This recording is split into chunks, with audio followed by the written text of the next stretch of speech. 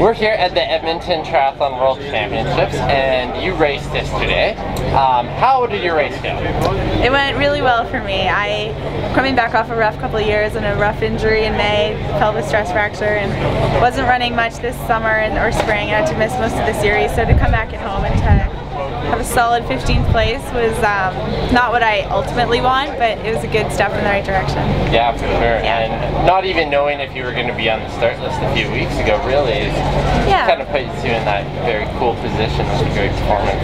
Yeah, I was kind of coming in with no expectations, and I raced in Kelowna last weekend, and that was my test event, I guess, to show Libby that Libby's our high performance director, that I was ready to race here, and this was a much bigger field and a much bigger race, but I think I held my own and had a good swim and bike and just have some work on the run to do. Yeah, can you speak at all about your coaching changes this year and how that's kind of been a positive for you?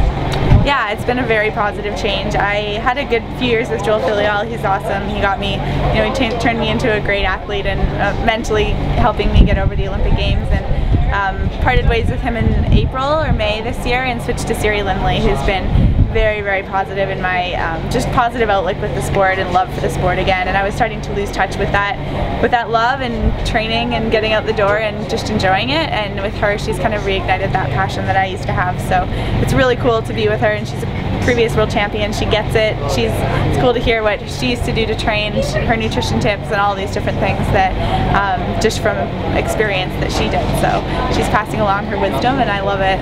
Yeah, absolutely. And one last thing, obviously this is your hometown that you're racing in, and you get to kind of have that hometown support, but coming down that chute has to be a pretty special feeling.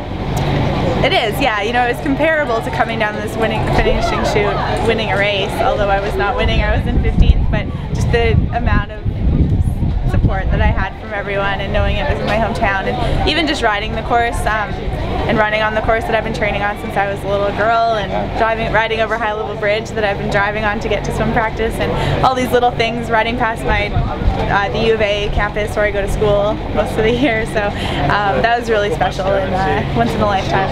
Yeah, absolutely. Is there anyone in the past, we'll say, year that has been really instrumental, other than maybe Siri? Anyone kind of that could have been on your mind during the race or has led motivation to you in your low moments? I definitely thought about my mom and my dad too, but especially my mom, because she's put so much work into organizing this race, and it's been a big part of her life for the past year. So not only that, but she's the one that I always go to if I'm upset about my injuries or just going through a rough time, and she keeps on believing in me and just wants me to be happy. So the fact that I'm happy now with Siri makes her happy, so it's great. Great, well thanks for your time. Thanks, Jordan.